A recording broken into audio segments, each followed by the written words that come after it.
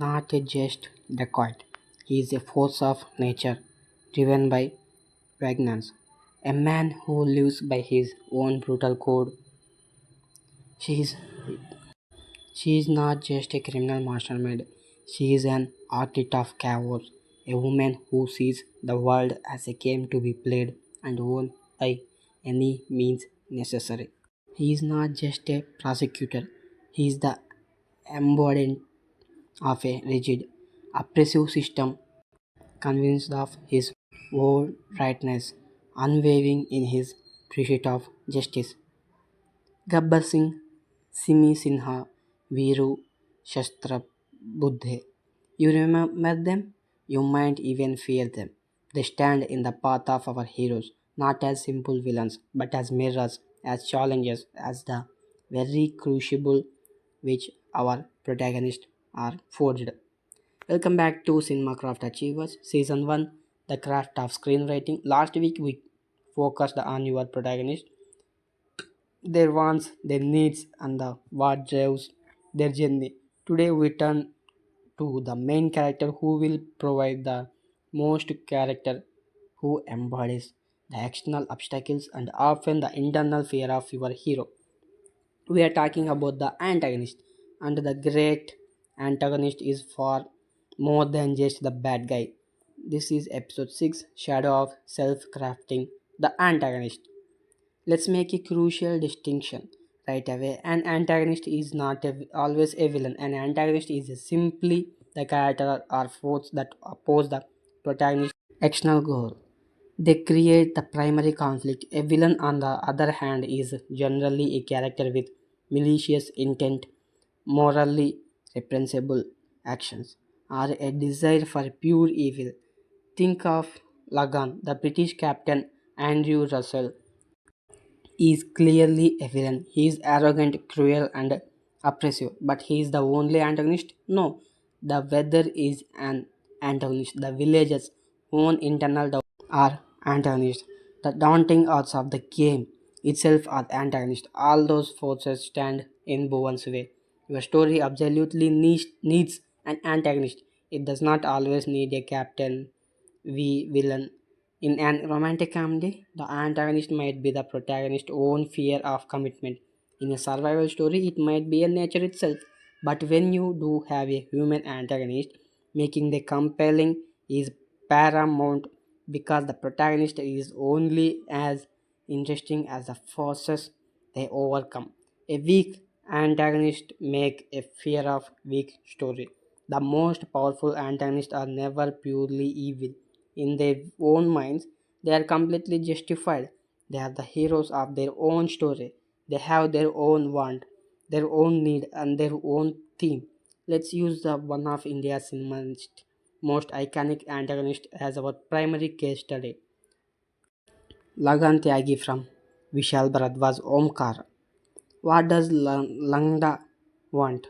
He wants Omkar's trust, his loyalty, and the promoted to Bahubali. In Omkar's gang, this is his external measurable goal. What does Langda need? He needs validation. He feels perpetually overlooked, disrespected, and undervalued by Omkara. Despite his loyalty, his deepest fear is being seen as a Langda, a lamb insignificant figure. He needs to assert his dominance and reclaim his perceived rightful place. His theme is betrayal and corrupting the nature of jealousy. He is living embodiment of the proverb, Hell hath no fury like a woman scorned.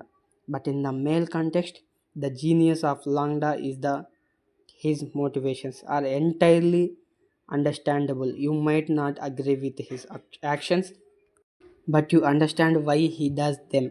He feels wronged, he feels sidelined.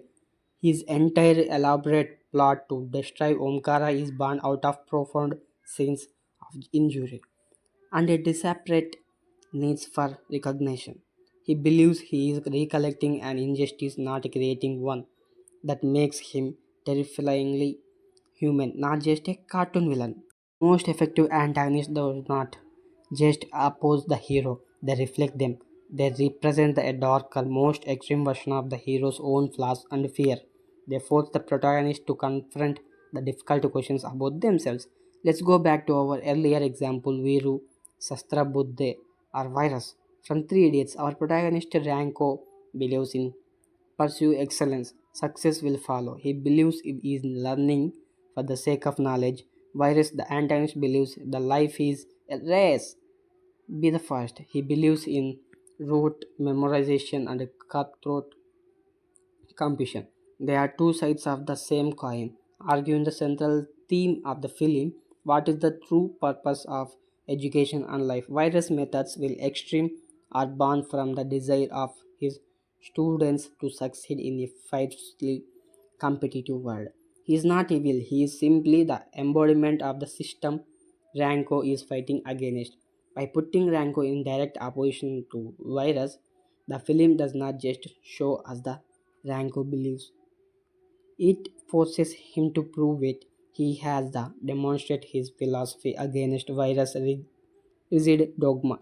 This is why an antagonist should not be a random obstacle. They should be thematically linked to your protagonist.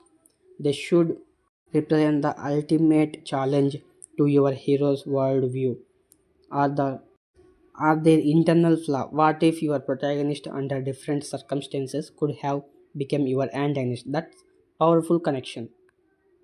Sometimes the most formidable antagonist is not a single person but an entire system. Anbuvas Sinha's article 15 brilliantly uses the perf- sorry deeply ingrained caste system itself as the primary antagonist. Our protagonist, Aryan Ranjan, is an urban upper caste police officer, relatively naive to the harsh realities of rural India. His want is to solve the murder case of two Dalit girls. His need is to understand the systematic injustice around him. He became an effective force of change. The antagonist here is not a single villain with a mustache thrilling plot. It is a complex web of corruption, prejudice, political pressure, and the deeply held social norms that constantly obstructs Ayan's investigation. Every character he encounters, from the local constable to the village elders to the politicians, represents a facet of this systematic evil. By making the antagonist this vast, almost invisible force, the film elevates the theme. It's not just about one bad person, it's about a bad system. This makes Ayan's journey incredibly difficult to emotionally resonant because he is not fighting a person, he is fighting centuries of deeply entrenched beliefs. He is forced to confront his own privilege and preconceptions to even begin to understand the nature of his adversary. Just like your protagonist, your antagonist should have something to achieve.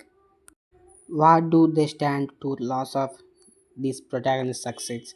Power, reputation, their worldview. The higher their stakes, the more formidable they became. And yes, even antagonist can have an arc, though it's often a downward spiral or a moment of true self revelation.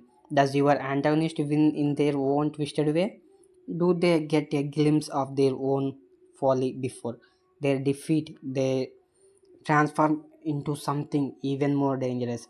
Think of a Joker in the Dark Knight. His goal is not just kill Batman, it's the proof that even the most righteous man can be corrupted, that society is inherently chaotic.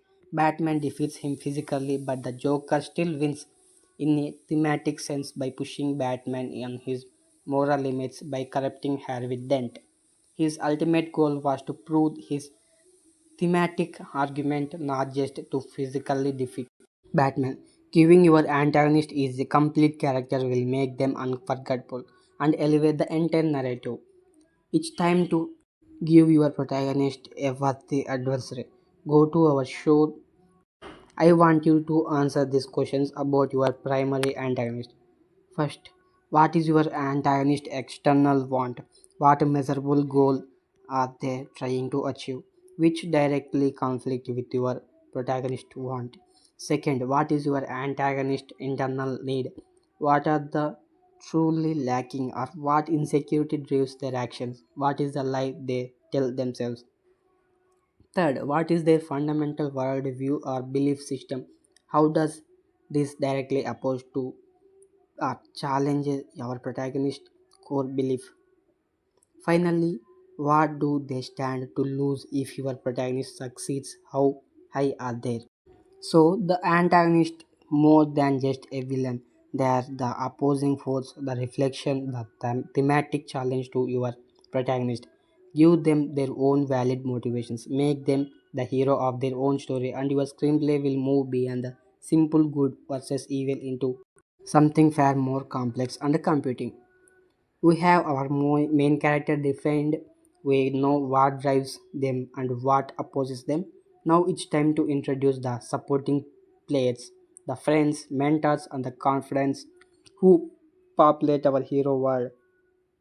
Next episode 7, we will explore the nuances of creating believable and impactful secondary characters. Until then, find the shadows.